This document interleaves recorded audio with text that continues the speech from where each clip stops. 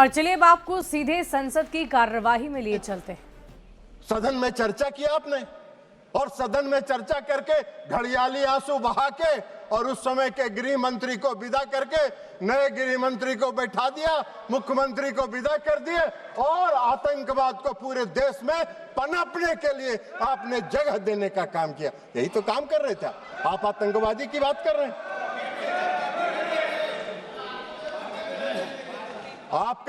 आपको आतंकवाद के खिलाफ लड़ाई लड़ने का न साहस था यूपीए सरकार को और न उसमें दम था कि वो आतंकवाद के खिलाफ लड़ाई लड़ते।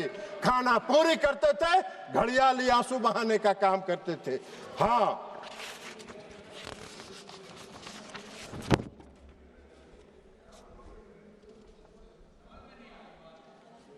और उसको भी बता दें कि उस मुंबई की घटना का जो मुख्य कर्णधार था, जो अमेरिका में छिपा हुआ था, आपको उसको लाने का साहस नहीं हुआ। प्रधानमंत्री नरेंद्र मोदी जी ने उसको इस देश में लाके उस पर मुकदमा चलाने का काम किया। आप बात कर रहे हैं? हाँ, जरूर है।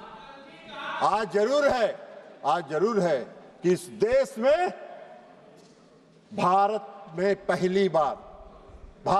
पहली बार आतंकवाद के खिलाफ लड़ने का जो संकल्प लिया और जो संकल्प दिखाया वो 2016 में शुरू हुआ, जब इस देश के प्रधानमंत्री ने कहा कि हम अपने देश की धरती पर आतंकवाद को पनपने नहीं देंगे, निर्णायक लड़ाएंगे और आतंकवादियों को घुस के उसके घर में मारने का काम करेंगे। यह संकल्प प्रधानमंत्री नरेंद्र मोदी जी ने दिखाया। 2016 में उरी की घटना हुई, 25 लोग मारे गए, 25 सैनिक मारे गए, उरी की घटना। और 25 सैनिक मारने के बाद देश के प्रधानमंत्री ने निर्णायक लड़ाई लड़ते हुए सर्जिकल स्ट्राइक किया और पाकिस्तान की सीमा में घुसकर पाक आतंकवादियों को समाप्त करने का काम किया। यह प्रधानमंत्री ने इस संकल्प के साथ काम किया, आतंकवाद के खिलाफ लड़ाई लड़ने का काम किया। आपको कहां दिखाई दे रहे? आतंकवादी प्रशिक्षण केंद्र समाप्त हुए सर्जिकल स्ट्राइक में, सैकड़ों आतंकवादी मारे गए और फिर दोबारा आतंकवादियों ने साहस किया। फरवरी में 14 फरवरी 2019 को पुलवामा में आतंकवादी घटना हुई और पुलवामा में सीआरपीएफ के गाड़ी पर आत्मघाती हमला हुआ और उस आत्मघाती हमले के बाद आदरणीय प्रधानमंत्री नरेंद्र मोदी जी के नेतृत्व वाली सरकार ने अपने संकल्प को फिर दोहराया और एयर स्ट्राइक करके पूरे प्रशिक्षण केंद्रों को तबाह किया, जैसे मोहम्मद के लश्कर के सारे प्रशिक्षण केंद्रों को तबाह करने का काम किया। आप मोदी जी को सिखा रहे हैं आतंकवाद के खिलाफ लड़ाई लड़ने का। आप तो आतंकवाद के खिलाफ क्या लड़ाई लड़े थे? इतना दिन देश में शासन किए, आजादी के बाद से तो सबसे ज्यादा शासन आप ही लोगों ने किया है। तो आपको बताना चाहिए था कि हमने ये काम किया था। आप तो कुछ किए नहीं, तो 0 सन्नाटा है। तो 0 सन्नाटा में क्या कहिएगा?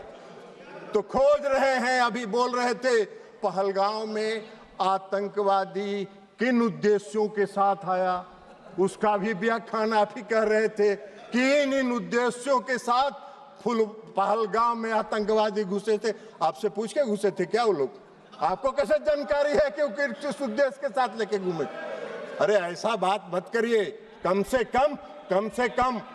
कम देश की एकता और अखंडता के साथ मजाक मत करिए। देश की एकता और अखंडता के साथ देश की सरकार के साथ खड़ा रहने का काम कीजिए, नहीं तो कोई नहीं। विश्वसनीयता तो प्रतिदिन समाप्त हो ही रही है, आने वाले समय में कोई पूछेगा भी नहीं, यह भी जान लीजिए।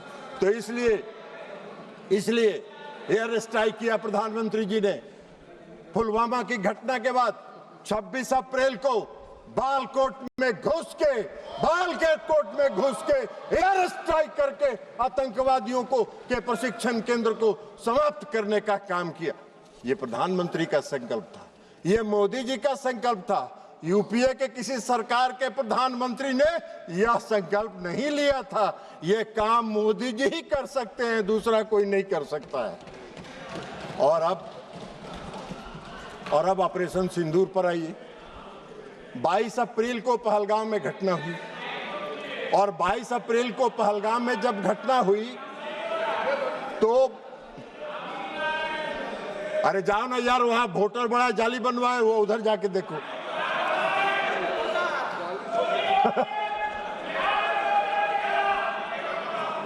आप कृपया बैठे बैठे मत बात करिए, उनको बोलने दीजिए। आप बैठिए। नहीं, आप बैठिए, आप बैठिएगा, प्लीज आप बैठिएगा।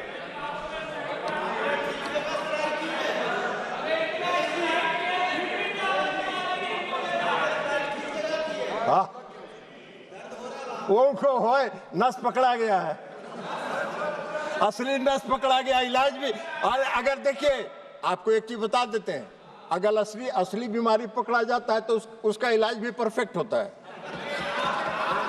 डायग्नोसिस अगर सही हुआ तो ट्रीटमेंट, डायग्नोसिस अगर डायग्नोसिस सही हुआ तो ट्रीटमेंट भी पक्का होगा।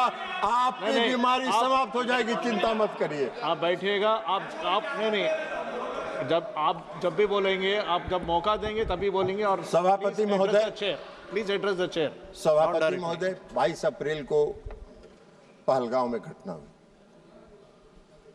हमारे पूरे देश के पर्यटक वहां गए थे, घूमने गए थे, परिवार के साथ गए थे, छुट्टियां मना रहे थे, और आतंकवादियों ने हमला किया। 26 लोग मारे गए, 26 लोग मारे गए। हमारे देश के प्रधानमंत्री जी की, आप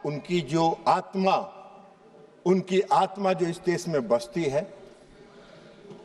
इसको महसूस करना चाहिए।